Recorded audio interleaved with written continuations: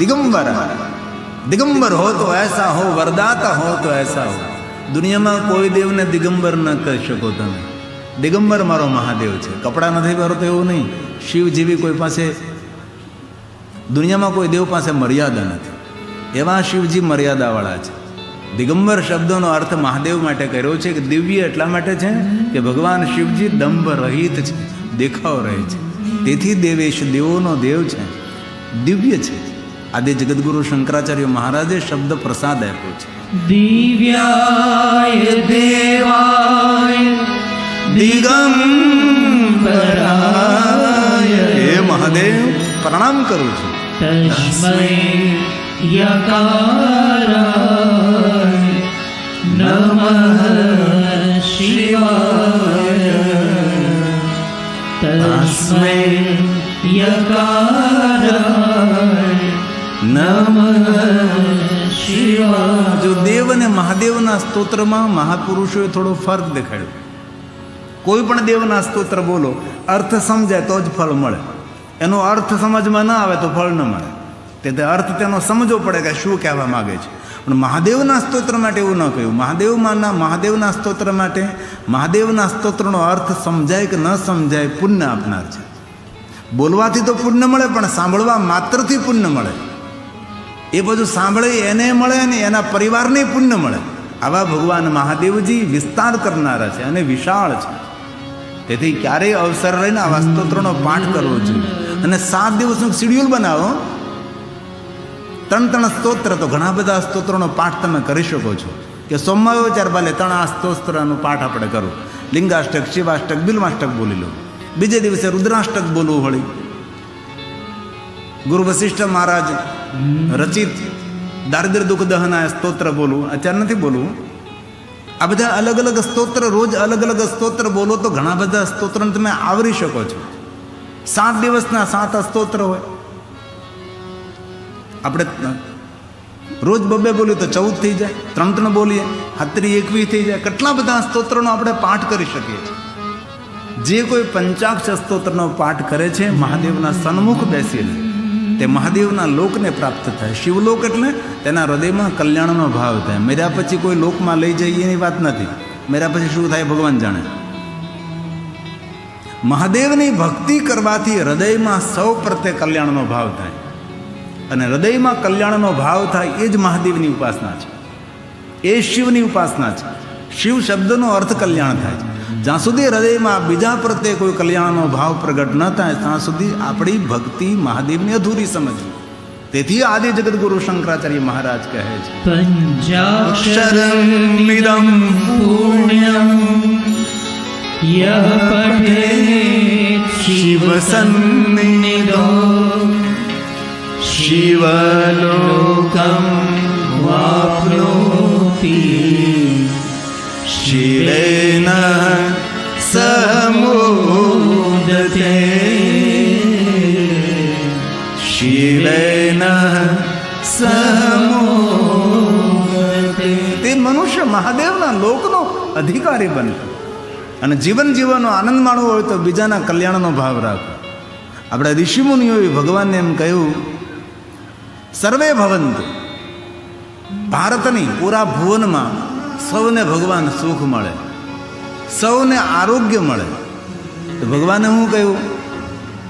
જે મનુષ્યનો ભદ્રભાવ હોય, ભદ્ર દ્રષ્ટિ હોય એને સુખ અને આરોગ્ય મળે। બીજા માટે જે સુખની ભાવના કરતો હોય તેને સુખ મળે। બીજાની સમૃદ્ધિની વૃદ્ધિ કરતો હોય તેને સમૃદ્ધિની વૃદ્ધિ પણ થાય, બુદ્ધિની વૃદ્ધિ પણ થાય, બુદ્ધિની શુદ્ધિ પણ થાય। તેથી હૃદયમાં ભાવ સારો રાખો। આપણે કહે પ્રેમ ભાવ રાખજો ભાઈ। સૌને સુખ મળે, સૌને આરોગ્ય મળે। ભગવાન કે સૌને ન મળે, જેનો ભદ્ર ભાવ હોય તેને જ મળે। સર્વે ભવન્તુ સુખિનઃ સર્વે સંતુ નિરામયા સર્વે ભદ્રાણી પશ્યંતુ। ભદ્ર ભાવ વાળી દ્રષ્ટિ, શુદ્ધ દ્રષ્ટિ।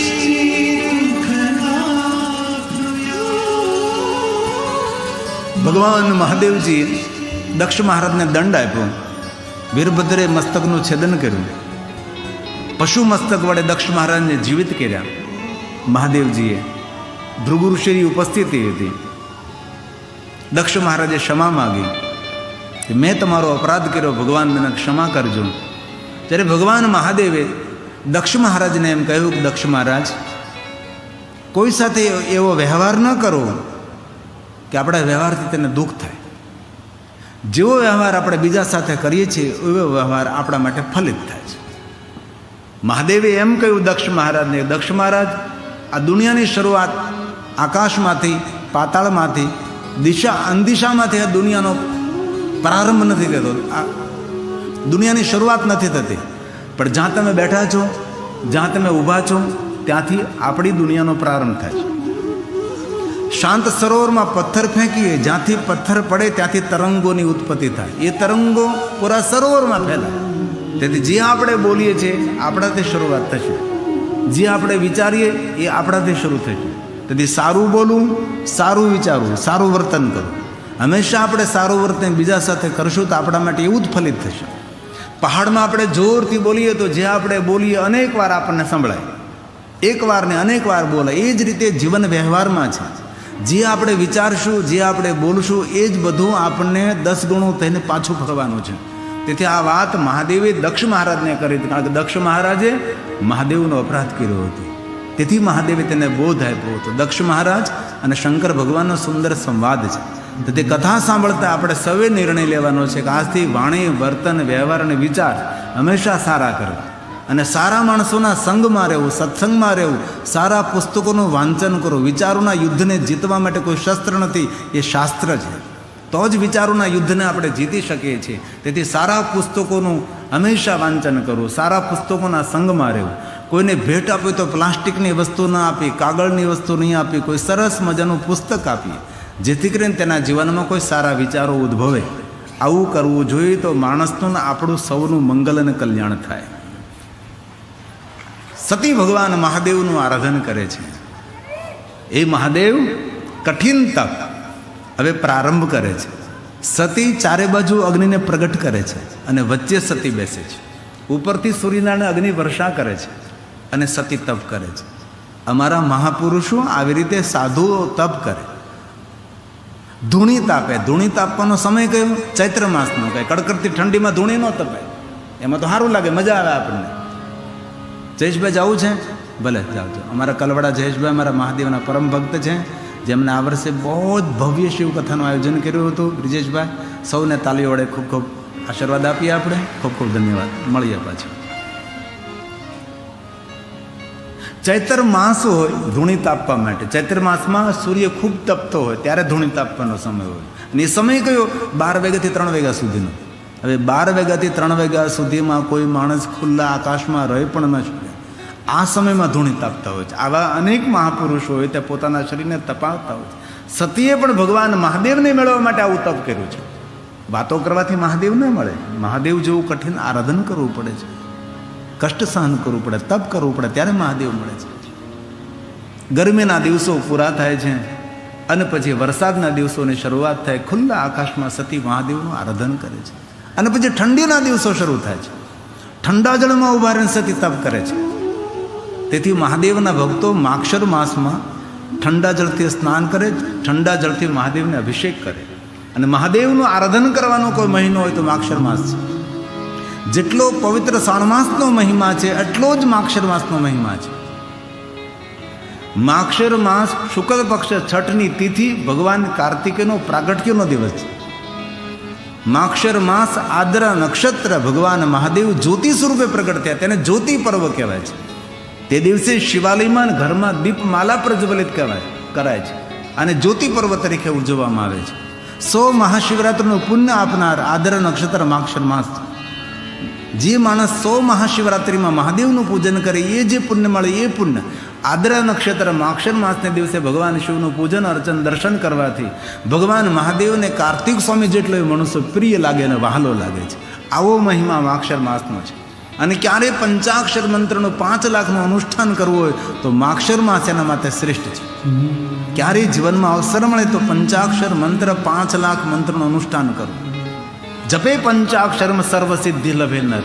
જીવનની બધી સિદ્ધિ આપનારો આ મંત્ર પંચાક્ષર. સિદ્ધિ એટલે કોઈને ફૂંક મારીને ચકલી બનાવી દેવી એમ નહીં. સિદ્ધિ એટલે આગવી બુદ્ધિ, આગોતરી બુદ્ધિ, દિવ્ય દ્રષ્ટિ, દીર્ઘ દ્રષ્ટિ, આને કહેવાય સિદ્ધિ. મારે શું કરવું જોઈએ, શું ન કરવું જોઈએ, કોઈ પ્રશ્ન પૂછે તો કેવું આપણે સુંદર મજાનું માર્ગદર્શન કરવું જોઈએ, તેને સિદ્ધિ કહેવાય. આપણે લોકો સિદ્ધિ એટલે એવું સમજીએ કે આમ હાથ બંધ હોય ને મુઠ્ઠી ખોલે એટલે કંકુ નીકળે. નહીં નહીં, ફૂંક મારે એટલે કોઈ ચકલી બની જાય, કોઈ કબૂતર બની જાય. જાદુ મંત્ર નહીં, ચમત્કાર નહીં. સિદ્ધિનો અર્થ દિવ્ય દ્રષ્ટિ, દિવ્ય બુદ્ધિ, શુદ્ધ બુદ્ધિ, અને સિદ્ધિ કહેવાય. પંચાક્ષર મંત્રનો જાપ કરવાથી દરેક કામના પૂર્ણ થાય છે. વિશ્વના બધા દેવતો પંચાક્ષર મંત્રનો જાપ કરે છે. ભગવાન રામ પંચાક્ષર મંત્રનો જાપ કરે છે. દ્વારકાધીશ ઉપમન્યુ ઋષિના ચરણોમાં બેસીને પંચાક્ષરી વિદ્યા પ્રાપ્ત કરે છે. ઉપમન્યુ ઋષિ કહે છે, દ્વારકાધીશ અન્ય વસ્તુ કરવા કરતાં પંચાક્ષર મંત્રનું અનુષ્ઠાન કરો. જીવનની કામના, મનોકામના, બધી જ કામના પૂર્ણ કરનાર. વિદ્યાર્થી લભતે વિદ્યા, ધનાર્થી લભતે ધનમ, પુત્રાંથી લભતે પુત્રાન, પુત્ર હિનકર ઈચ્છા કોઈ નિશ્ચય શિવ પ્રસાદતે હોય. ધન નિર્ધન કો દેત સદાહી, જો કોઈ જાસે હો ફલ પાય. આ પંચાક્ષર મંત્ર એક એવો મંત્ર છે કે દરેક કામનાઓની પૂર્તિ કરનાર છે. અને હાલતા ચાલતા, બેસતા, ઉઠતા, ખાતા, પીતા, ઊંઘતા, જાગતા, ઘરમાં, વનમાં, શમશાનમાં, કોઈ બી અવસ્થામાં જે અપવિત્રતાનું વર્ણન અહીંથી કરી ન શકું એવી અપવિત્ર અવસ્થામાં ઓમ નમઃ શિવાય મંત્રનો જાપ કરાય. આ મંત્ર કોઈ દી દુઃખદ ફળ નથી આપતો. આ મંત્ર હંમેશા સુખ ફળ આપે છે. હંમેશા સુખ આપનારો, હંમેશા સુખ આપનારો, કોઈ દી ઉલટ સુલટ ફળ ના આપે.